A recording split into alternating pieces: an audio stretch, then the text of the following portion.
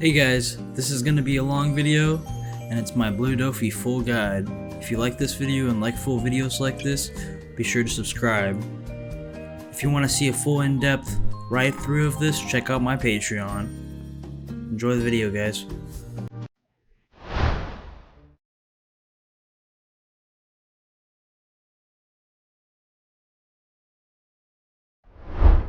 Doflamingo has 3 strengths, the first being that it can tempo board out fast. Jinbei is a crazy card, being able to establish a 4/6 for free and draw a card.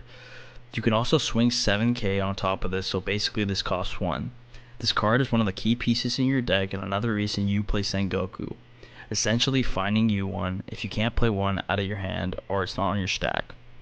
On top of that, this deck is really cheap. The cards and the decks can be found in the starter deck, and the only other SR that you need is Jinbei, and Jinbei's run about $9 on TCG Player right now. Now, one of the main reasons I play this deck is because of the hand size.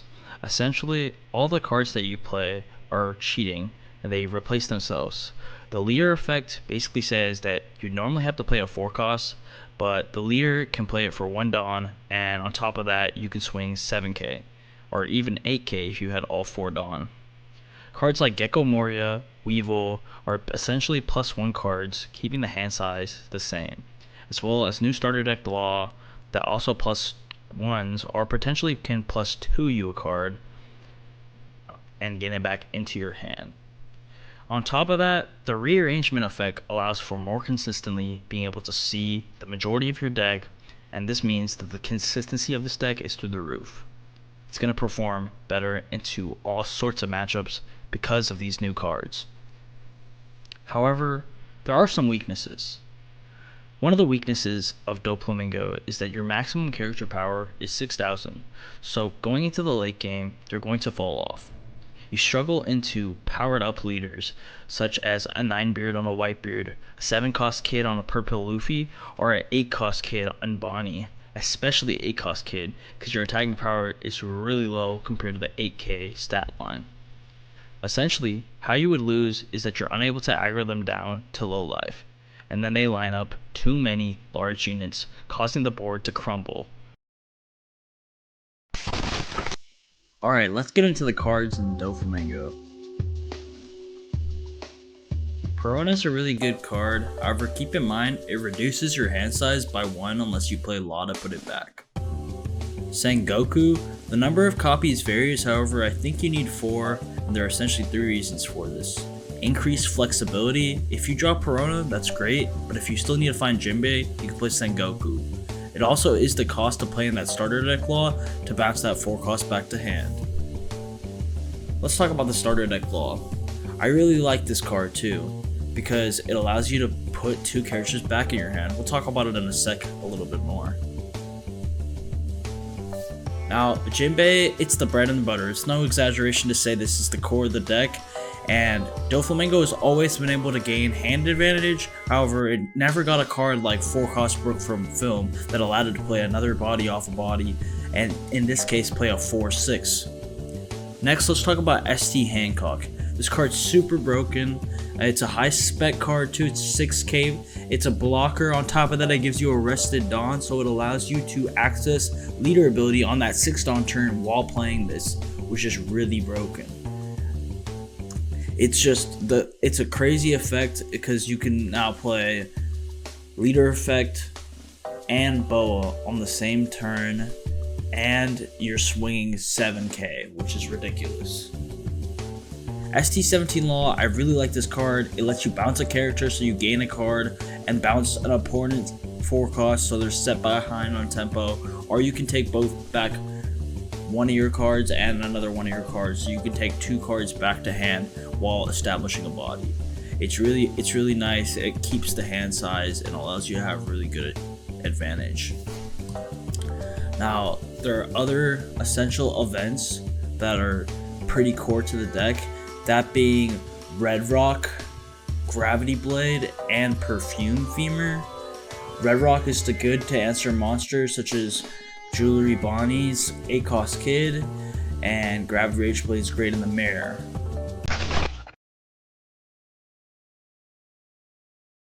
first with Doflamingo, we either want to play Perona, Buggy, or Sengoku. Sengoku is if we don't have a Jinbei and we don't have a Perona, but most of the time it's going to just be that Perona. Buggy is like the worst case scenario, pretty much, but still a possibility because we can bounce it back with Law. Now, when we go to Dawn 3, we're most likely going to play leader ability here. Ideally, we'd want to play a Jinbei Weevil to develop board, but also another good option is bouncing their 4 cost back into hand if it's something like a Kuzan or something threatening. On top of that, we get that Perona back to use it later.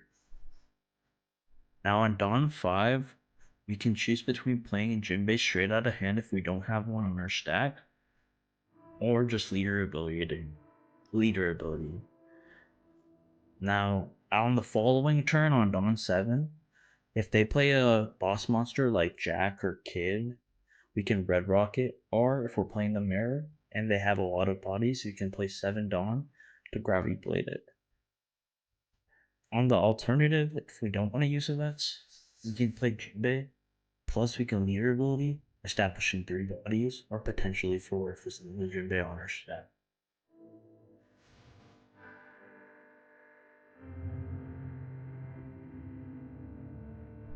Okay, let's talk about the going second curve. On 2 Dawn, you're going to do the same thing, rearrange search with Sengoku, Perona, or Buggy. On 4 Dawn, you're going to play leader effect or develop with a Jinbei. On 6 Dawn, now we have access to the Boa play, or we play Boa, allowing us to leader ability anyway because we get that rested Dawn. And then on 8 Dawn, we can do our Red Rock or Gravity Blade, or leader ability plus develop. After this, I really think the game is just based on their states. So you're really just going to have to decide based on what they're doing.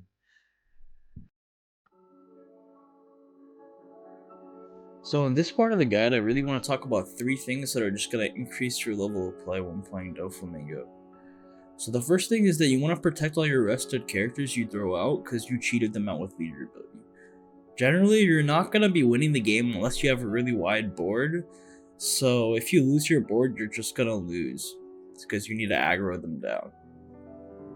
If they swing less than 7k at one of your board bodies and it's a 5k, and one card protects it, you should just protect the card. Otherwise, you're going to lose your board and not be able to aggro them down. Now, the second thing I want to talk about is anticipating all the moves when you sort through your deck on the top. You could rearrange your deck through Buggy and Perona / Hancock, so you're pretty in charge of the curve pretty much. But if you rearrange the pieces incorrectly, you can pretty much lose the game. So account for the card you're going to draw, then put the card you're going to play. Account if that card is Weevil or has a draw effect. And this is pretty much the only situation where you're really going to have to account for that, because you're going to have to add 2 draw cards before your next play, because Weevil draws a card. 3. Be aware of your game plan. Blue Dofi generally wants to use his leader ability all the time because of cards like Weevil, 4-cost Law, and 4-cost Moria that don't reduce the hand size at all. In fact, they gain him a card. Hand advantage is really important because it allows you to protect your board longer even if you have 5 life in the late game. My bad. What I meant to say is that even if you have 5 life in the late game, it's not really going to be important because you're still going to lose if you don't have any bodies. Okay, so let's talk about the mulligans, and the order of priority in the cards I'm going to talk about are the same if you're going first or second. So first, you're going to really want Perona for that consistency piece. Second, Sengoku. If you can't get that Perona, you got that Sengoku in hand. This is pretty decent too, because it can grab you that Jinbei. Third, my bad, you need Jinbei. Jinbei is crazy card, like we talked about many times in this guide. Really priority having it in your hand or on the top of your stack through Perona. Fourth, this is a priority only if they have a card that you want to remove, like Jack or 7-cost Kid or 8-cost Kid in the late game. You're going to want to get those events, G-Blade or Red Rock. And then fifth, you can look for cards like Starter Deck Law, and Gecko Moria to really set up your hand. But I think if you generally see the first 3 or even 1, 2, and a 4, you'll be good. Okay, let's talk about the matchups for Dofi. In the mirror matchup, you want to pick to go second. And the reason for this is you're going to swing 8k into their first body they play, and they're going to let it go, gaining you tempo.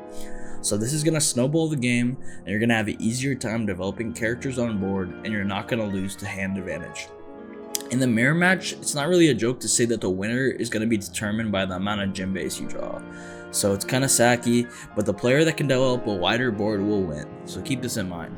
4-cost Law is a strong card, but remember in this matchup, if you bounce up Moria, Jinbei, or Weevil, you'll gain tempo, but you'll lose an advantage when they reappear.